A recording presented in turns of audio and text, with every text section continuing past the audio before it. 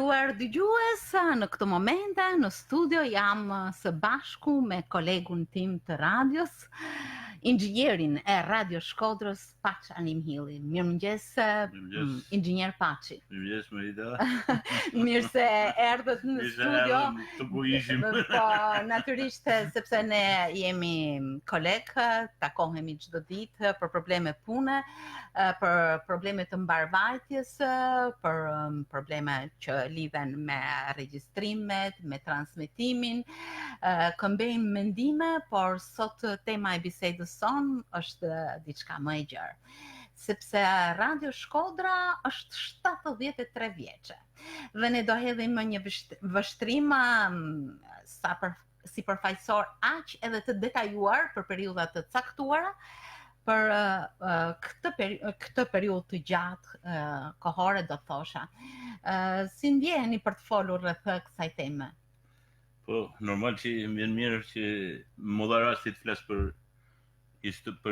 Radio Shkodrën, sepse siç e din edhe ti dhe siç e din edhe gjithë stafi i radios, unë kam 25 vjet që punoj këtu, që nga viti 92 në Radio Shkodra, dhe gjatë kësaj kohe kam nesh me edhe me punën e tjerëve para meje, të cilët kanë lënë kontributin e tyre për ngritjen dhe zhvillimin e kësaj radio, dhe pastaj kam dhënë edhe unë kontributin tim. Modest mendoj. Është diçka shumë e bukur, sepse vitet na sjellin kujtime të paharrueshme, e natyrisht ditët dinamizojnë dhe pulsojnë në të tjera probleme, tema, arritje, preokupime, apo jo? Po tjetër. Mirë, unë do sjellin në kujtesë diçka që kemi përgatitur, regjia?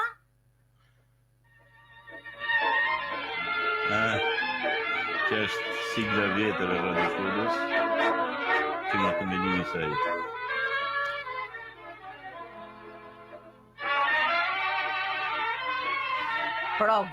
Program me muzikë sipas kërkesave të dëgjuesve në Radio Shkodra. Sa dëgjues e kujtojnë këtë pjesë muzikore të mrekullueshme. Kompozimi i Mark Kaftallit, një kompozitori që e kujtojmë me shumë nderim për kontributin e tij, por që gjithsesi ka mbetur kjo pjesë si emblem e punës shumë vjeçare. Madje duke punuar në sektorin e muzikës për një periudhë kohe më kujtohet gjithmonë transmetimi i kësaj pjese. E përditshme. E përditshme. Dhe letrat e shumta që vinin në drejtim të radios për programet muzikore, për Radio Postën, siç i themi, i kemi thënë shumë shkurt, por gjithsesi zyrtarisht e kishte program me muzikë sipas kërkesave të dëgjuesve. Pra ishte një ndër programet më komunikues, do thosha, përveç programeve të tjera. Megjithatë, Radio Shkodra ka një ecuri në vijimsinë e punës së saj, e cila nisi shumë herët, madje më herët se data zyrtare e fillimit të punës. Cilat ishin ata kushte që përgatiten? Ne kemi fatin që kemi të dokumentuara kujtimet teknikut më të vjetër të Radio Shkodrës, atij i cili ka themelu radion në vitin 44 të Mati Ubanit. I nderuar Mati Ubani, i cili ka lënë një ditar të hollësishëm mbi punën që është bërë për përgatitjen dhe deri në ditën e themelimit të Radio Shkodrës. Dhe sipas Mati Ubanit, fillimet e radios fillojnë që nga lufta e dytë botërore, në vitin 1943, ku u bën transmetimet e para eksperimentale. Këto janë pjesë nga ditari pra i Mati Ubanit. Iniciativa fillestare për të ndërtuar një radiotransmetues për Shkodrën ishte teknikut kroat Stane Hajushek, i cili punonte në laboratorin e riparimeve të radiove të vëllezër Përdushi. Në atë kohë ekzistonte një laborator për riparime, sepse duhet të bëjmë një parantezë që radioja në vitet 40 kishte një boom të madh si media me fjalë, siç është sot televizioni, në atë kohë ishte radioja, dhe vëllezërit Përdushi kishin hap një dyqan ku shitnin radio, të cilët kryesisht vinin nga Italia, dhe ishte edhe riparonin këto. Dhe për riparimin e këtyre radiove ishte ky kroati Hajushek, i cili pastaj u mor edhe me fillimin e ndërtimit të radiostacionit për transmetimin e programeve të Radio Shkodrës. Pra ishte që në 44. Që në 43-shin. Kishin fillu punimet të laboratori vëllezërve Prenushi. Në janar 44-s, tekniku italian përsëri Fernando D'Amico, ishte një teknik tjetër, punoi një aparat dhënës me pjesë nga radiot ushtarake, sepse në atë kohë ishte kohë lufte dhe kishte grumullu disa aparatura të kohës ushtarake dhe i adaptoi për një radio transmetues për radiodifuzion me një fjalë. Dhe transmetonte në atë kohë me valën 42 metra, janë valë të shkurtra, me një fuqi të vogël dhe ndëgjohej, është interesante, ndëgjohen Kiras edhe në Tepe. Po, 2 lagje të Shkodrës. 2 lagje të Shkodrës. Kjo pra ishte fillimi, edhe kjo ishte klandestine, sepse po të ndëgjonin pushtuesit në atë kohë gjerman edhe këto do ta bllokonin, por ata filluan eksperimentimin, filluan transmetimin. Se ishte një hap eksperimental. Ishte hap eksperimental. Pastaj siç e dim nga historia, me 28 nënor Shkodra u çliru, pushtuesit u larguan dhe menjëherë mos i mor pushteti nga fituesit e luftës, ato gjën e parë që planifikuan ishte sepse i bënte pjesë pastaj edhe në propagandën e kohës. Po, natyrisht, që kishte një rëndësi shumë të madhe. Kishte rëndësi shumë të madhe dhe fill menjëherë sapo u kriju qeveria e re, thanë që do të hapet një radio në Shkodër. Dhe u caktu pa u kriju akoma kushtet për teknike me një fjalë, u caktu drejtori që ishte Giovanni Luca dhe ishte edhe si redaktor ishte Frano Jakova. Këta dy ishin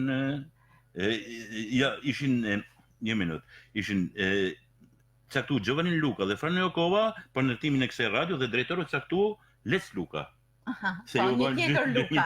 Po, gjithsesi këto... Duhet ta them saktë sepse kështu e kanë nënshkruar me...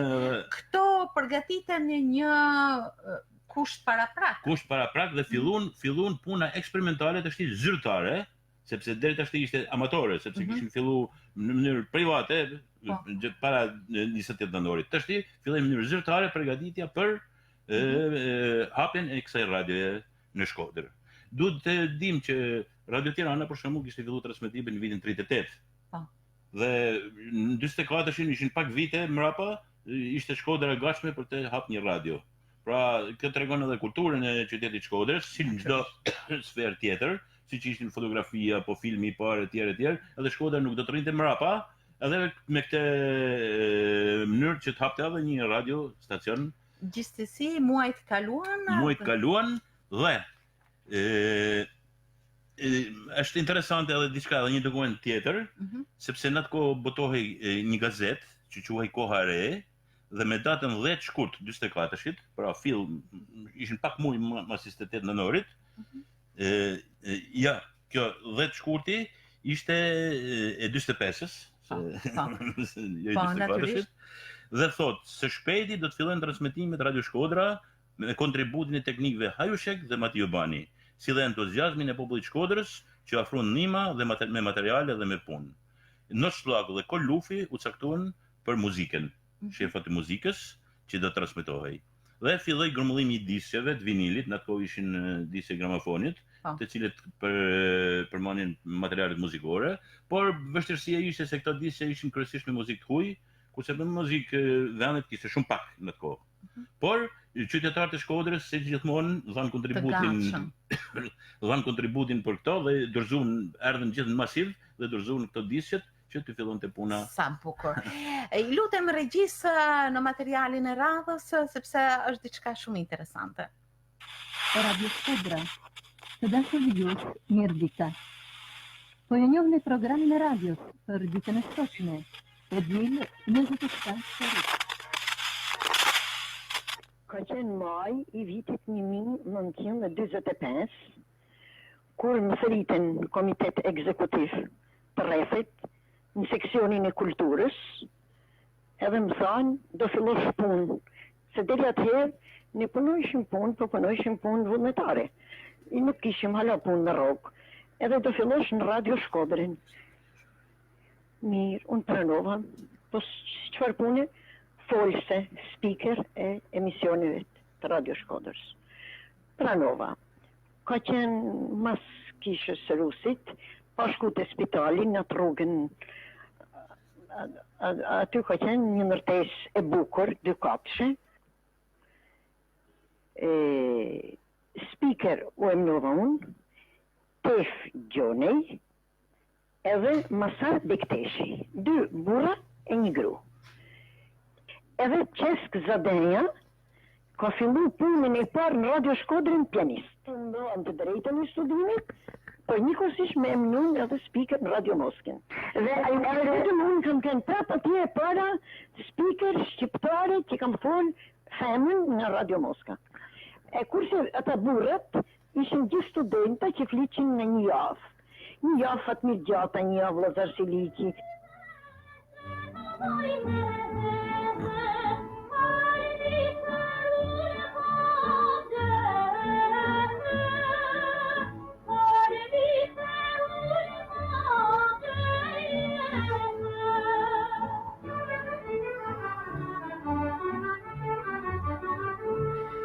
Dhe pra janë kujtime shumë të bukura, apo jo? Po tjetër, kjo është dita e parë e hapjes së transmetimeve të radios dhe janë kujtimet e speakerës së parë që ishte në atë kohë, Adile Jashari. Adile Jashari ka qenë speaker e parë e Radio Shkodrës, atëherë kur transmetimet u nisën zyrtarisht.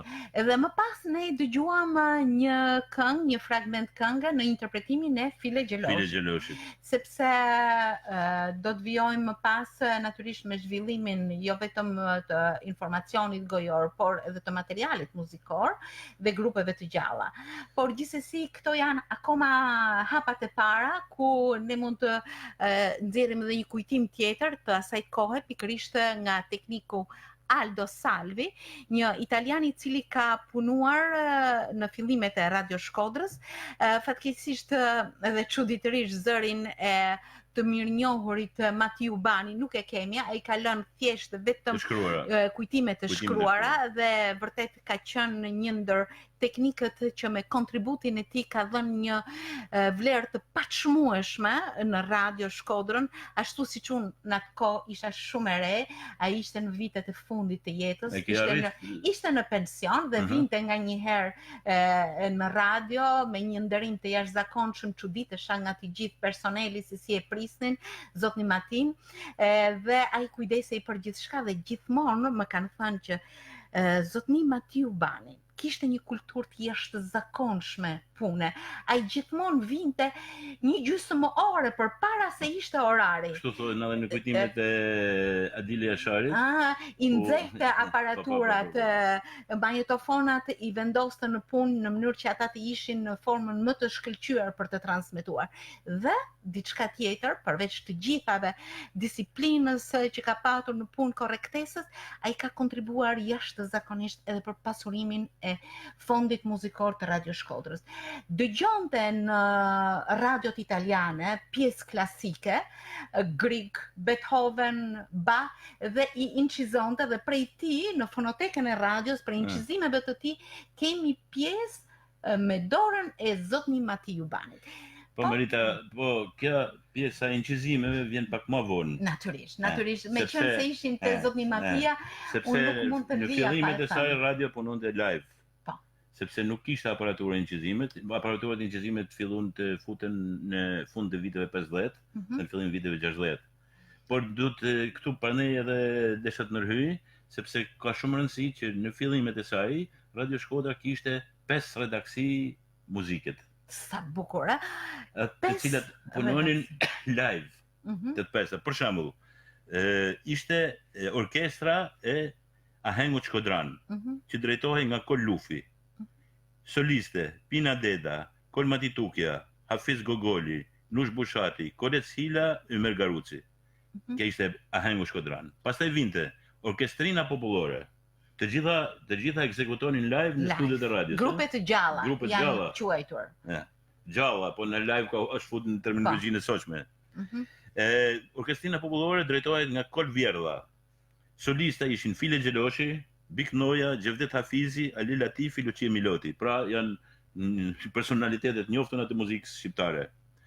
Orkestrina Jugoslave, se në atë kohë ishte edhe lidhja me Jugosllavinë dhe drejtohej nga Sejt Hasanaga dhe solista ishin Ibrahim Tokiçi, Recep Bistreci dhe Avni Mula. Pra, Ibrahim Tokiçi, Avni Mula që janë shumë të njohtur, e kanë filluar aktivitetin e tyre në Radio Shkodra. Ashtu siç do të gjejmë dhe kompozitor të tjerë, pak më. Dhe pastaj vazhdoi me grupin instrumental i drejtuar nga Edi Lujkashi. Ishte orkestrina moderne, e drejtuar nga Nosh Slaku, ku ishin solista Pjetër Gjergji, Gac Shuni, Ndrek Gjergji, Klotilde Shantoja, Florinda Fishta. Pra, artistë të mirënjohur që kanë fillimet këtu. Kanë fillimet dhe kanë ecë dhe janë bërë shumë të njohur deri në kohët e sotshme. Ishte orkestrina Jazz Band, e drejtuar nga Qes Zadeja. Ja, pra, një fakt që mund të jetë edhe lajm, në Radio Shkodra ka nisur veprimtarinë e tij Qes Zadeja dhe me Jazz Band. Me Jazz Band, i quajtur i babai i muzikës shqiptare. Ishte Mandolinata, drejtuar nga Tish Daia, edhe ky kompozitor i famshëm. Kompozitor i famshëm. Dhe pastaj në pianofort, në muzikë klasike luante Qes Zadeja dhe ishin solista Luk Kaçej, Klotilde Shantoja. Po ky ishte stafi gjithë këta orkestrina, gjithë këto ishte stafi vetëm për muzikë, e cila luhej direkt live në studiot e Radio Shkodrës. Diçka shumë e bukur. Mirë, pak më herët tham që tekniku italian Aldo Salvi ka dhënë mbresat e tij, kujtimet e tij, do ta lëm pak një fragment nga një intervistë që është marrë në vitin 99, ai tashti nuk jeton më, dhe ai kishte ardhur në Shkodër për të jetuar, pas në vitin 98 ka ardhur në Shkodër, bile ka blerë një shtëpi dhe kishte qejf që të vazhdonte jetën e tij në Shkodër, siç kishte jetuar dikur para 44-shit. Po, le ta dëgjojmë. Ai na ka lënë një intervistë shumë interesante. Ta dëgjojmë.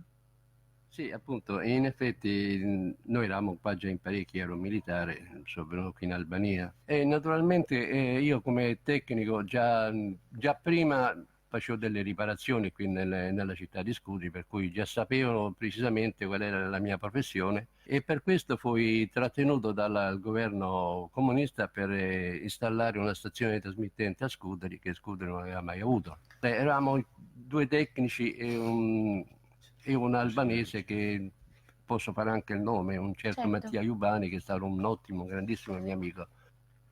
Pra, edhe në intervistën e Zotit Salvi përmendet Mattia Jubani, gjithë kanë përmendur. Teknik emblematik të radios. Gjithsesi vitet evoluojnë dhe më pas një tjetër folse njihet në mikrofonin e Radio Shkodrës, madje njihet që nga fillimet e Radio Shkodrës ishte Lucia Tarri. Ta dëgjojmë edhe zonjën Lucia. Radio Shkodra. Me valë të shkurta 36 metra e gjysmë. Po japim programin nga grupi karakteristik Shkodran. Kënon File Gjeloshi.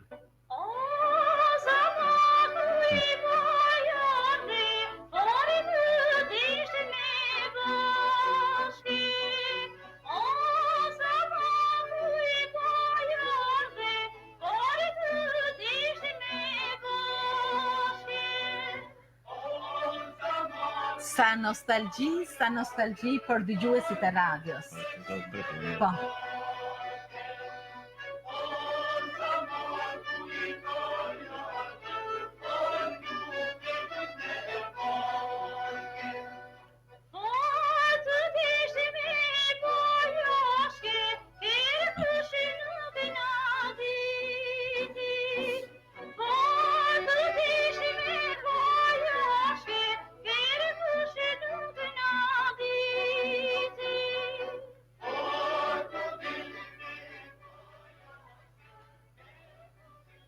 Në Radio Shkodra kam punu disa vite në radhë, kam kënë folse. Kemi pas lajmet që kena lanë lajme sportive, kena lanë kronika, kena lanë çështje sociale, kena lanë mision për pionier, kena lanë për kulturën, kena lanë për artin, kena lanë për sportin. Të gjitha këto materiale kanë ardhur përgatituna prej atyre redaktorëve, gazetarëve dhe ju bënit anoncimin e tyre. Vetëm bashkë anoncimin e tyre. Jam mundu me sa kam mujt me folë fjartë, nga dalë, pastër, ashtu si duhet. Paç vërtet një intervistë shumë e bukur dhe një zë shumë i ngrohtë. Por duhet kemi parasysh se kjo është intervistë e Lucietarit në vitin 99, natyrisht. Nuk është zëri i saj kur ishte re. Po gjithsesi edhe në këtë vit një zë shumë i bukur, i ngrohtë, e afërt, komunikues, sepse me të gjitha këto karakteristika nuk mund të mos ishte një folse e radios. Gjithsesi na solle kujtime shumë interesante që i përkasin viteve, atëherë kur ecuria e Radio Shkodrës hidhte hapa të ngadalë, të sigurt, por gjithsesi kalonte në një rrugë teknologjike, do thosha. Sepse pastaj dalim tek ajo që nga këto transmetimet live me fjalë që ishin deri në këtë kohë, fillon të shtit edhe regjistrimet, incizimet. Dhe është fakt që këto incizime që fillon në vitet 50 ekzistojnë akoma sot në fonotekën e Radio Shkodrës. Ja, pikërisht kënga O Zambaku i Bar, që i përket fondit të këngës popullore shkodrane dhe pikërisht atij asaj nëndege që përbën këngën e shtregullave, kështu quhet në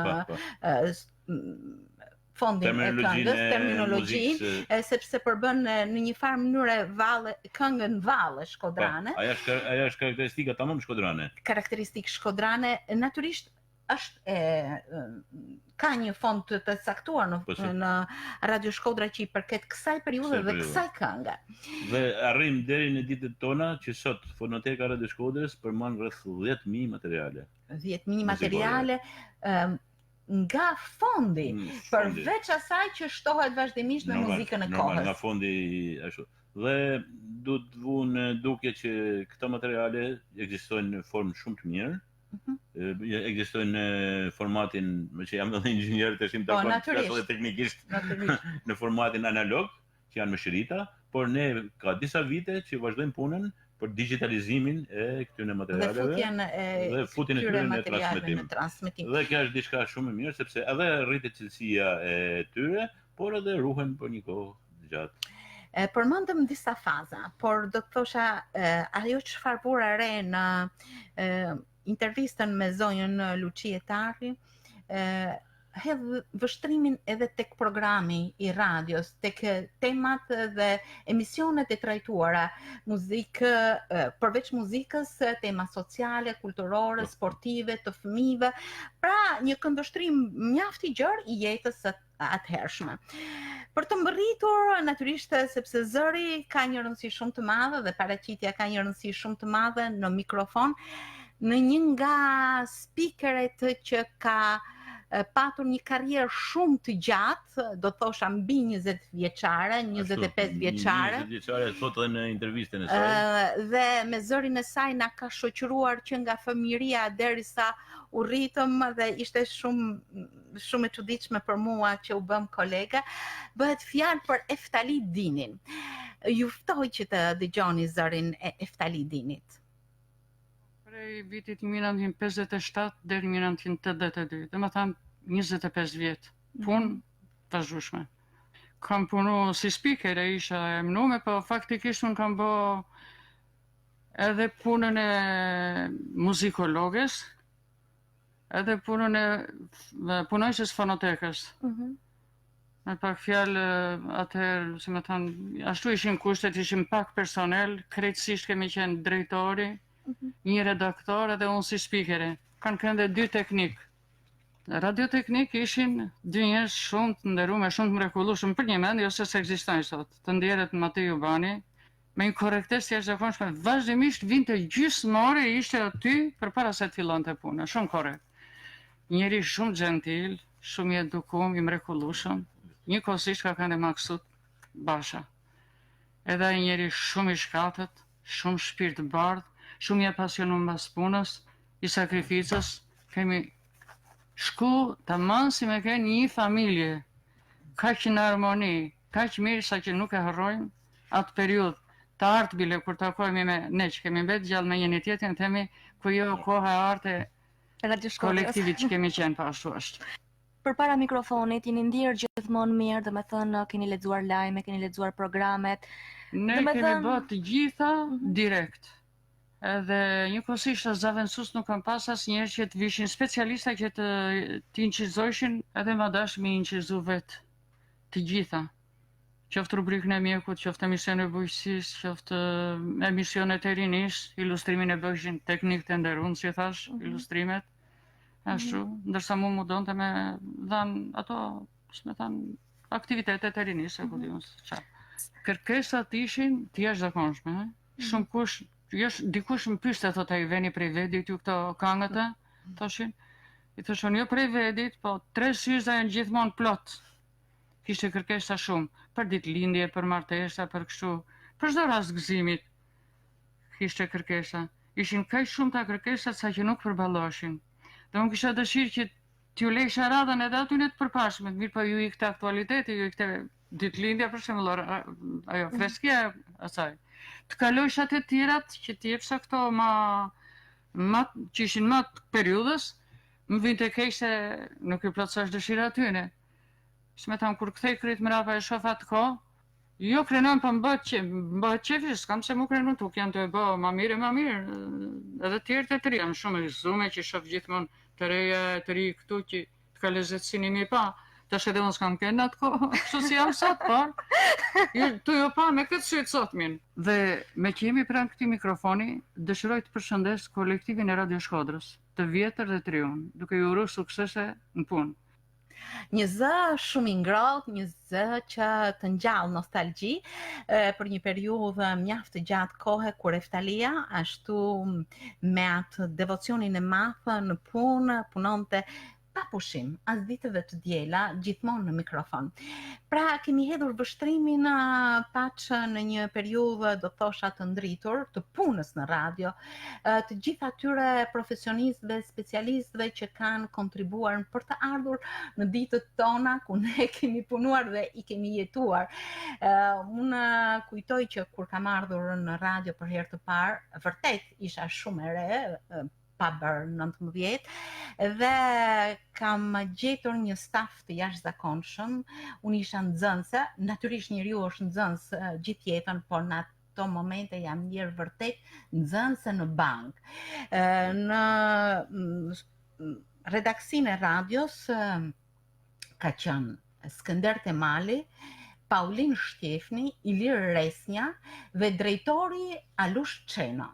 Cili është drejtori më i gjatë? Më i gjatë. 30 vjeçar në radio. Ndërsa teknik ka qenë emblematiku Tonin Fishta, që dua ta përshëndes nëse na dëgjon.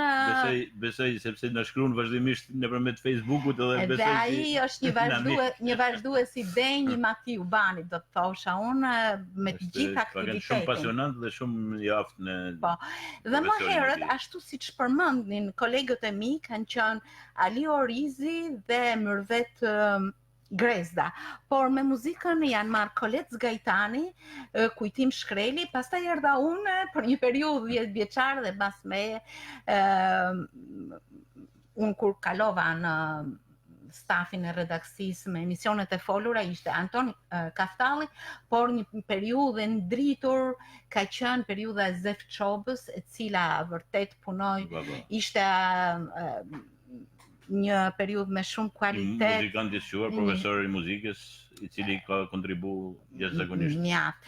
Por në stafet e redaksisë do të përmendja më vonë Gëzim Podgorica, Ramadan Bigza, i ndjeri Ramadan Bigza, Bujar Çanga, më pas Dashamir Dini, ka qenë atëherë kolegi joni, përveç se tani është drejtor i institucionit. Mund të përmendim këtë rast edhe drejtorët që kanë qenë historik, sepse i kam rëndit këtu përveç aty në drejtorëve të fazës parë që të përmendëm, pastaj vazhdojmë me Gëzim Podgoricën, Anton Çefën, David Luka, Jetmir Shpuza, Dashamir Dini, Fatbar Smaja, Agim Shima dhe Paskualina Shlaku dhe sot prap Dashamir Dini. Pra këta janë drejtorët e periudhës. Më pas do të dëshiroja të përmendja edhe kolegë të tjerë si Drita Teta në mikrofon, Zana Dibra.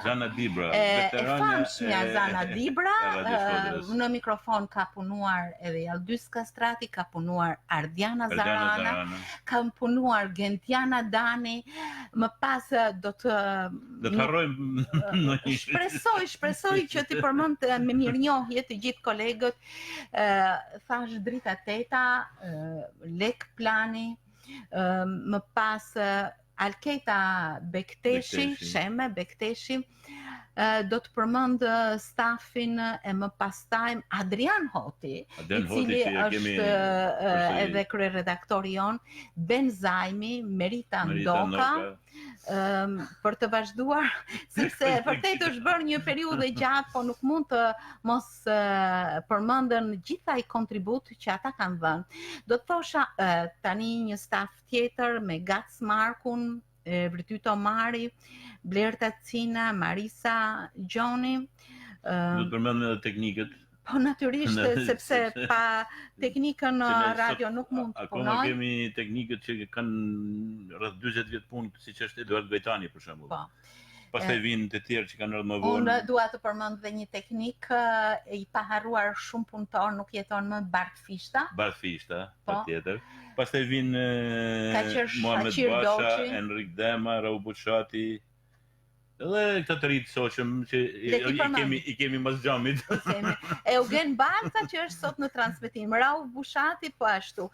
Por nuk lë pa përmendur mjeshtrin Nino Jakova, e cili do të thosha është një mjeshtër në fushën e teknikës dhe të inovacionit këtu, dhe Valmir Hysa.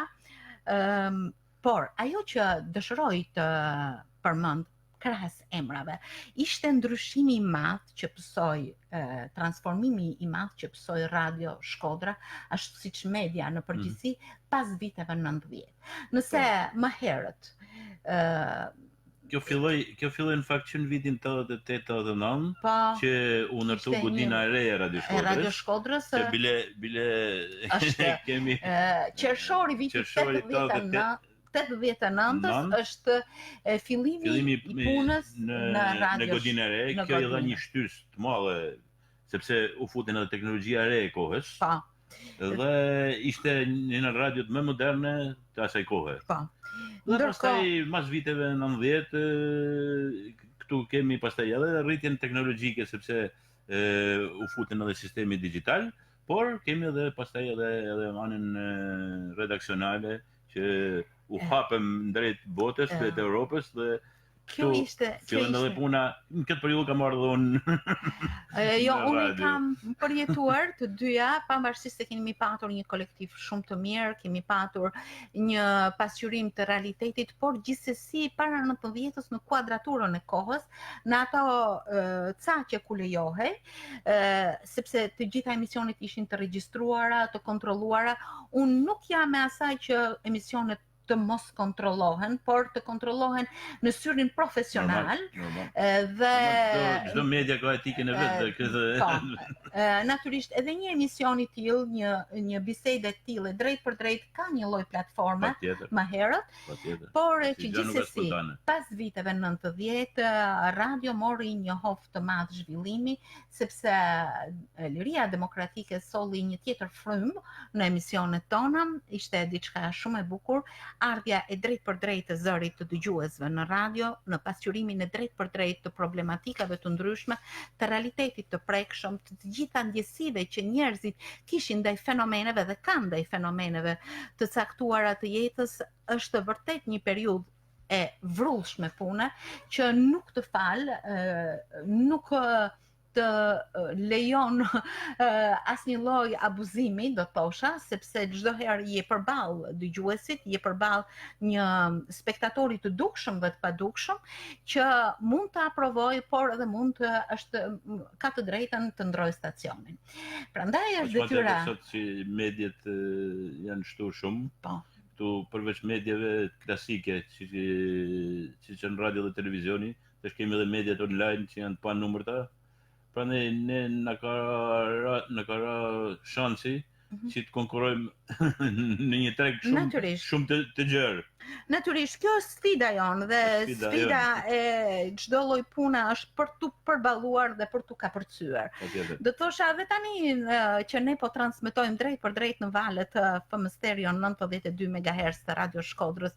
Jemi drejt për drejt edhe në faqen tonë në Facebook Mirëmëngjes Shkodër. Dhe dëgjuesit ashtu siç po e shoh në monitor janë të shumtë, madje dhe komentojnë. Desha të them dhe diçka për valët e radios, ju e dini më mirë, ju përmendët me valët të shkurtra që u dëgjonte fillimisht vetëm në pak lagje, më pas ka ardhur stacioni 1 kW që ishte instaluar në po, dhe më pas 6 kW-shi dhe më vonë 20 kW-shi. Kjo është evolucioni i transmetimeve, në fakt nuk u futem shumë në probleme teknike. Po, nga 227 metra valë të mesme jemi. Harrum, por ndoshta duhet ta përmendim edhe këtë, që nga fillimet e saj Radio Shkodër kur punonte me valë shkurtë dëgjoi në gjithë Europën. Dhe kanë ardhur dhe letra nga Europa, siç thonë dëshmitarët e kohës, për sepse dëgjoj Radio Shkodra. Që në kohë, aq më tepër sot që teknologjia ka kriju mundësi që ne dëgjojmë kudo. Dhe sidomos sot që kemi shqiptarë që përdam nga gjithë botën, nëpërmjet mediave, nëpërmjet valëve tona, ata mund na ndëgjojnë kudo. Unë do thosha se përveç kënaqësisë, kjo është një përgjegjësi. Një përgjegjësi shumë e madhe. Sepse të flasësh në radio do të thotë të kesh parasysh një audiencë që të ndjen pranë, e shoqëron gjatë gjithë kohës, e lejon që të bëjë një punë, kjo është avantazhi i radios, sepse është shumë komode, lejon të bëjë një punë, por njëkohësisht edhe të dëgjon, e shoqëron, qoftë me muzikën, qoftë me fjalën, e mbështet kur ai ndjehet disi në një gjendje emocionale të diskutueshme mbase, ose përforcon në një emocion më të fuqishëm kur ai ndjehet shumë mirë. Gjithsesi ne shpresojmë që të jemi një radio që jemi bashkëudhëtar të jetës në Shkodër, por jo vetëm, edhe të shkodranëve kudo që ndodhen. Madje jo vetëm shkodranëve. Do dëshironim të përshëndesim të gjithë, sepse pa dëgjuesi. Unë shoh këtu që kemi shumë përshëndetje edhe nga jashtë Shkodrës, nga kolegët tonë. Dhe ne i përshëndesim në televizionin shqiptar. Po, harruam të përmendim Neritanën, Adi Bashën. Po tjetër, që kanë kontribuar për Radio Shkodrën. Bile intervistat që ishte realizuar nga Neritana Graja. Po. Gjithsesi është një punë shumë e madhe, një punë voluminoze nga dita në ditë, nga java në javë, që në një farë mënyre hyn dhe shkruan historinë e Radio Shkodrës, historinë e qytetit tonë.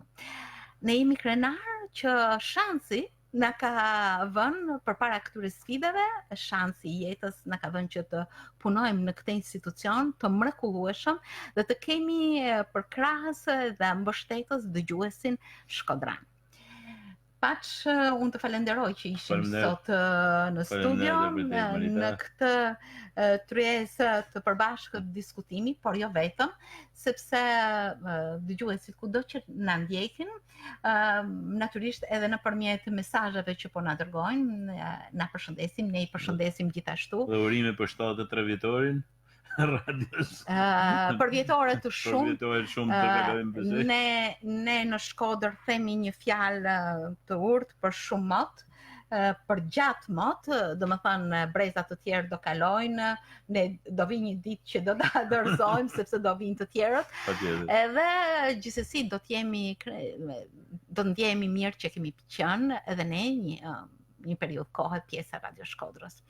Të nderuar dëgjues, kemi mbërritur kështu në fundin e programit të sotëm Mirëmëngjes Shkodër.